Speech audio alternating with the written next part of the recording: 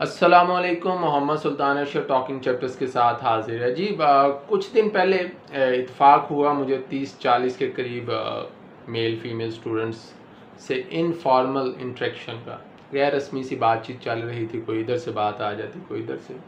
इन बातों बातों में एक सवाल मेरे जहन में आया और ये बड़ा ही नॉर्मल सवाल था जो कि अक्सर हमारे ज़माने में हमसे तो पूछा ही जाता था, और इस सवाल का जवाब देते हुए अक्सर हम कंफ्यूज हो जाया करते थे कि कौन सा आंसर पिक करें, क्योंकि हमारे पास बहुत सारी जो है वो ऑप्शंस होती थी इस सवाल का जवाब देने के लिए। ये बात नहीं है कि हमारे पास जवाब नहीं होता था, लेकिन हमारे पास लाइकिंग की बुनियाद पर, फेवरेटिज़म की बुनियाद पर बहुत सी ऑप्शंस होती थी, और फिर उन ऑप्शंस में से किसी एक को पिक करना हमारे लिए कुछ कंफ्यूजिंग ज़रूर होता था, लेकिन हमारे पास आंसर मौजूद होता था। सवाल कुछ ये था, बड़ा ही नॉर्मल, बड़ा ही रूटीन क्वेश्चन था कि स्टूडेंट्स, आपका फेवरेट राइटर कौन है?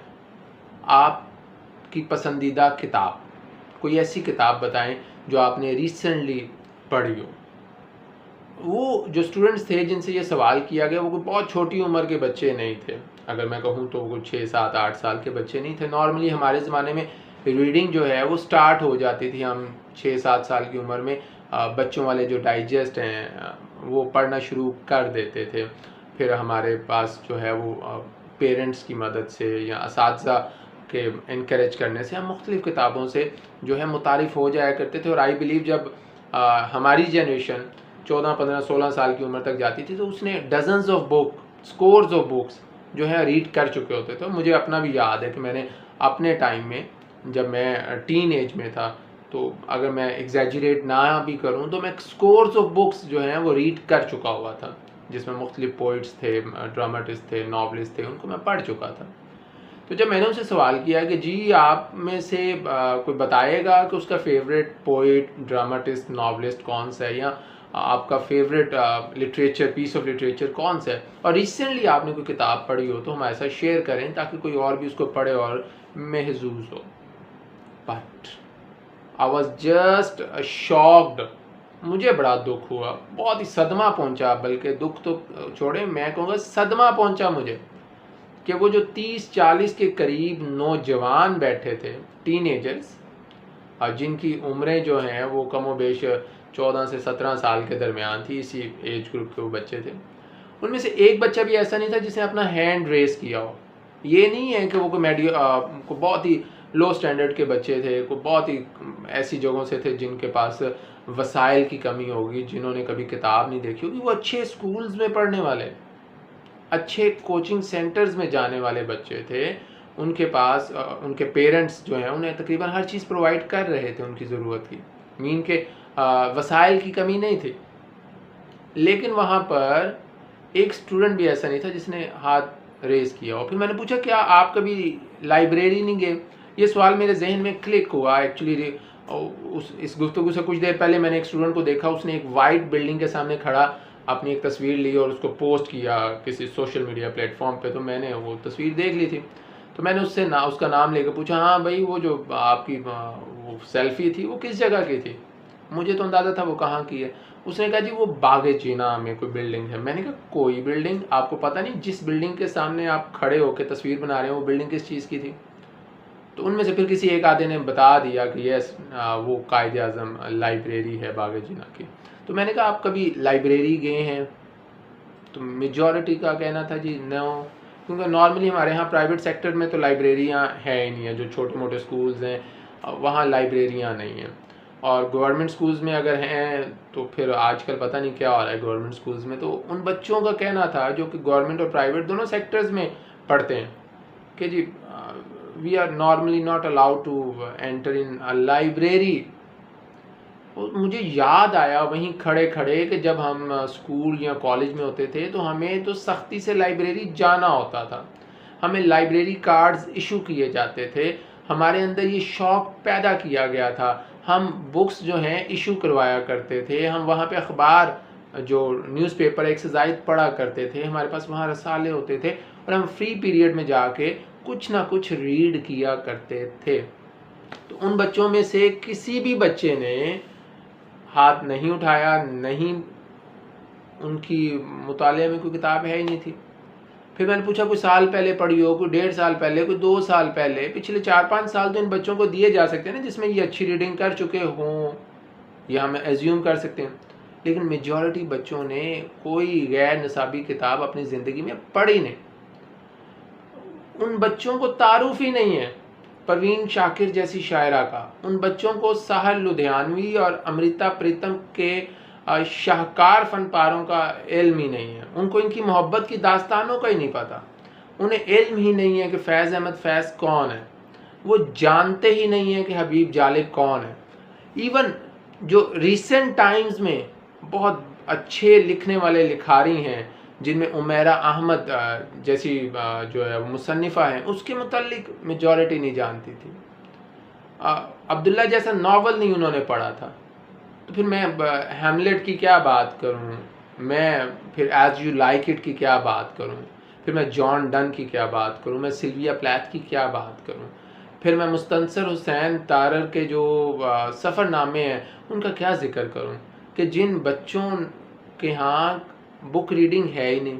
तो मुझे इंतहाई अफसोस हुआ, इंतहाई दुख हुआ। स्पेशली मैं ये जो बात कर रहा हूँ, मैं सुनने वाले अगर टीन एजर्स हैं तो उनसे मैं रिक्वेस्ट कर रहा हूँ कि भाई रीडिंग किया करें।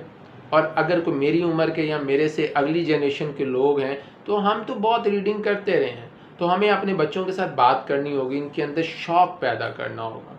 आखिर रीडिंग क्यों ज़रूरी है, आखिर क्यों हमें गैर निसाबी किताबें पढ़नी चाहिए। अगर हम गौर करें तो मैं और आप आदम की औलाद हैं जी, we are the sons and daughters of Adam.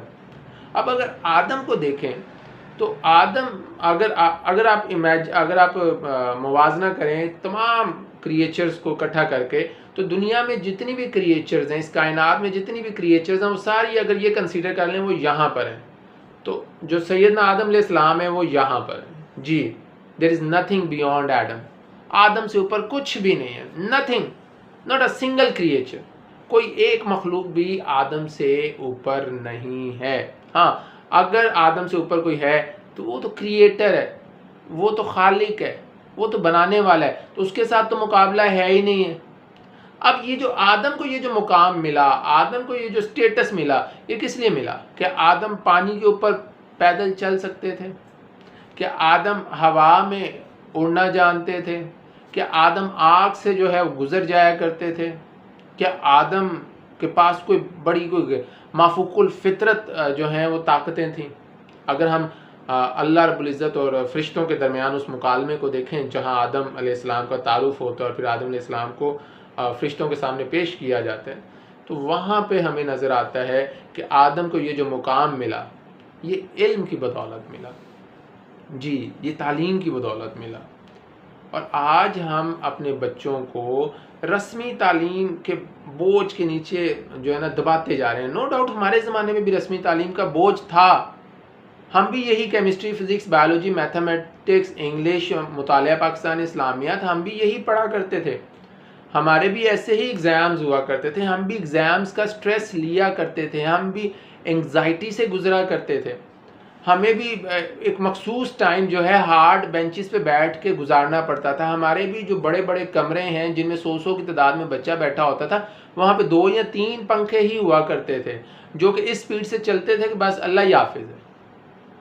तो इसका क्या मतलब है? क्या हम इन किताबों को या वो जो हमारी तालीमी सरगर्मियाँ थी वो उस बर्डन के नीचे हम दब के रह गए थे, या हमें सिंपैथी कहीं से आने लगी कि बस नहीं 2 किताबें पढ़ लो, 4 किताबें पढ़ लो, पेपर दे दो? हम और भी काम किया करते थे। ख़ास तौर पे हम किताब का मुताला किया करते थे। हम सफ़र पे निकलते थे तो अपने साथ किताब लेके जाते थे। किताब दूसरे दोस्तों के साथ, हमारे दूसरे दोस्त भी साथ होते थे और किताब भी एक दोस्त के तौर पे हमारे साथ होती थी। तो किताब से तो बड़ी जो है ना हमारी एफिलिएशन थी, बड़ा बेहतरीन ताल्लुक़ था। फिर क्या हुआ पिछले 8, 10, 12 सालों में? इन किताबों को खा गए। कौन खा गए इन किताबों को? इन किताबों को मोबाइल फ़ोन खा गया, इन किताबों को केबल खा गई। मैं ये नहीं कहता कि we are not to advance with modern technology, हमें इन चीज़ों को नहीं अडॉप्ट करना है, ये ज़रूरत की चीज़ें हैं, आप इनके बगैर नहीं ज़िंदगी गुजार सकते। लेकिन जहाँ हमने अपने बच्चे को तालीम दी, मोबाइल के इस्तेमाल की, इंटरनेट के इस्तेमाल की, जहां हमारा जो बच्चा है वो मॉडर्न टेक्नोलॉजी को साथ लेके चल रहा है, वहीं पे हमें अपने बच्चे को किताब से मुतारिफ़ करवाना पड़ेगा। हमें अपने बच्चे को किताब दोस्त बनाना होगा। तो ये जो मेरे सुनने वाले हैं इन सब से मैं रिक्वेस्ट करूँगा कि ख़ुद भी रीडिंग करें, मुताला करें। कोई ना कोई किताब आपके डे टू डे एक्टिविटी में इन्वॉल्व होनी चाहिए, आपके साथ होनी चाहिए। हमें तो बड़ा सुकून होता था, हम किताब पढ़ते पढ़ते सो जाते थे, सुबह हो जाती थी, फिर किताब उठा लेते थे, वहाँ पे निशानी लगाते थे, उसे बंद करते थे और दिन का आगाज़ कर दिया करते थे। तो किताब तो बड़ा खूबसूरत एक साथी है, एक बड़ा खूबसूरत दोस्त है। तो जो देख रहे हैं, सुन रहे हैं, अगर तो वो बच्चे हैं, अगर वो छोटी उम्र में टीनेजर्स हैं या अभी यंग है, तो they must develop a good relation with books. उन्हें किताब का मुताला करना चाहिए, किताबें पढ़नी चाहिए, चाहे वो साइंस पे हों, लिटरेचर पे हों, आर्ट्स पे हों, वो रोमांस पे हों, वो पोइट्री हो, वो अफसाने हों, वो नावल हो, वो ड्रामे हों, पढ़ना चाहिए। वेराइटी ऑफ राइटर्स को पढ़ें, इससे आपका जो विज़न है वो उसमें वो एक्सपैंड होगा। और साथ ही साथ जो बड़े इस वीडियो को देख रहे हैं, उन्हें चाहिए कि अपने बच्चों में किताब से मोहब्बत हो, किताब से दोस्ती जो है वो पैदा करें।